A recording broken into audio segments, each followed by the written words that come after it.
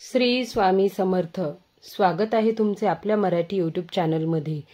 तर मित्रांनो, अक्षय तृतीया जवळ आली आहे.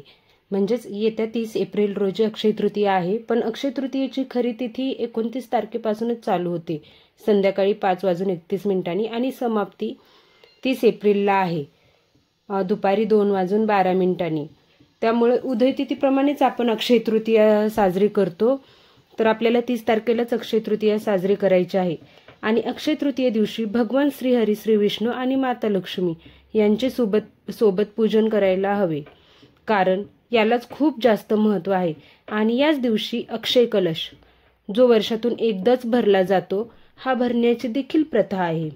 तर हा कलश कसा भरायचा, त्याला काय काय वस्तू लागणार आहेत आपल्याला, त्याला अभिमंत्रित कसं करायचं, हे सगळं आपण आजच्या व्हिडिओमध्ये जाणून घेणार आहोत.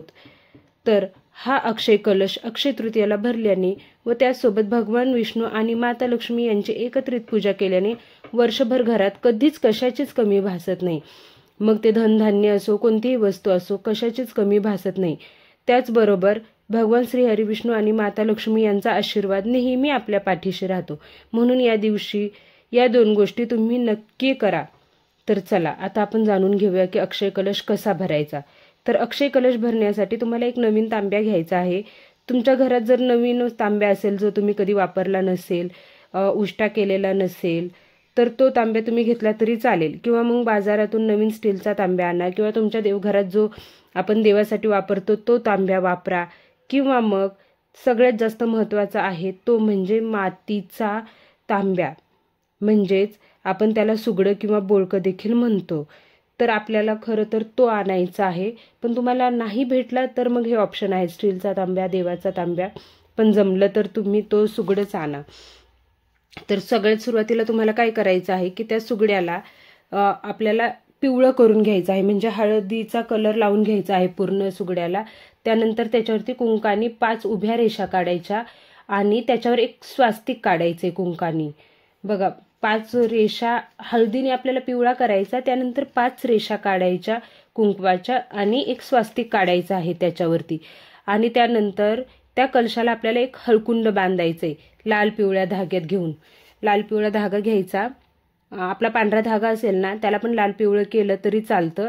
आणि त्याला हळकुंड बांधून, जसं आपल्याकडे लग्नामध्ये नवरीला हाताला बांधतात, नवरदेवाला हाताला बांधतात, तसं त्याच्या तांब्याच्या कडेला तुम्हाला हे हळकुंड बांधायचं आहे.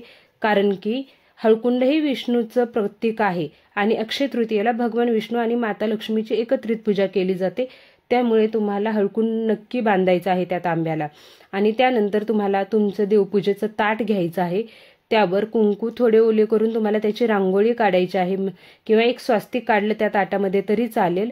आणि त्यावर परत तुम्ही हळदी कुंकू वाहा.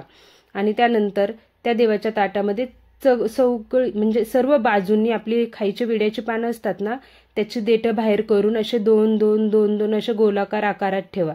शक्यतो 16 पानं घ्या व ते पानं तुम्ही कसं ठेवायचं, गोल ठेवायचं आहे आणि देठं बाहेर येऊ द्यायचे आहेत. त्यानंतर तुम्हाला काय करायचं आहे, त्याच्यावरती तुम्हाला तांब्या ठेवायचा आहे, ज्याला आपण हळदीने स्वस्तिक काढलं आहे आणि 5 उभ्या रेषा मारल्या आहेत. त्यानंतर त्याच्यामध्ये अर्धा तांब्या तुम्हाला खडे मीठ घालायचे. आपलं साधं मीठ नाही घालायचे, तर खडे मीठ घालायचे. कारण की खडे मीठाची उत्पत्ती समुद्रातून झालेली आहे आणि माता लक्ष्मीला देखील मीठ खूप प्रिय आहे. कारण की माता लक्ष्मीची उत्पत्ती ही सुद्धा समुद्रातूनच झालेली आहे.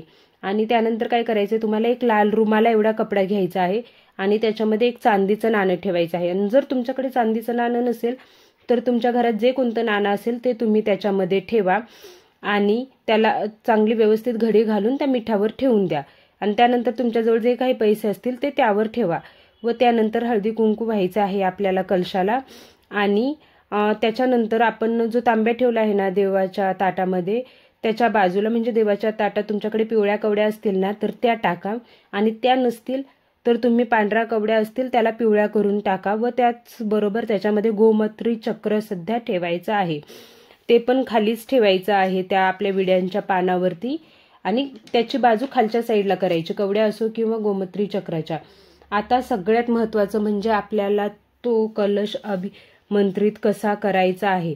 कारण की तुम्हाला कलश जर अभिमंत्रित केला नाही तर त्याचा काहीच उपयोग होत नाही. फक्त पूजा मांडून कलश भरून तुम्हाला कुठलीही प्राप्ती होणार नाही, तुमच्या इच्छा कोणत्याही पूर्ण होणार नाहीयेत.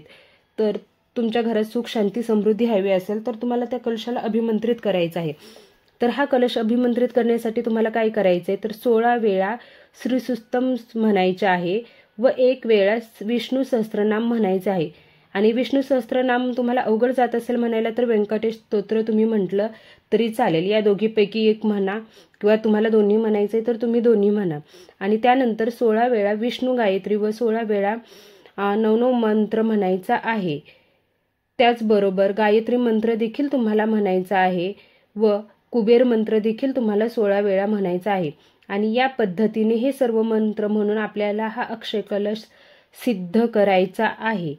आणि त्यानंतर माता लक्ष्मी भगवान विष्णूंना प्रार्थना करायची आहे की तुमचा आमच्यावरती असाच आशीर्वाद नेहमी राहू द्या.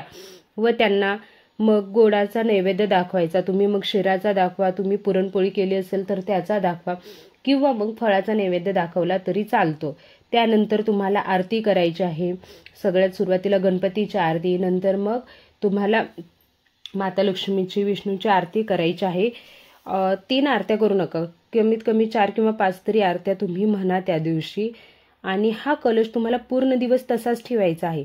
आणि दुसऱ्या दिवशी मग तुम्हाला त्याचं विसर्जन करायचं आहे. तर त्यातल्या ज्या काही वस्तू असतील त्या तुम्ही जागच्या जागी ठेवून द्या.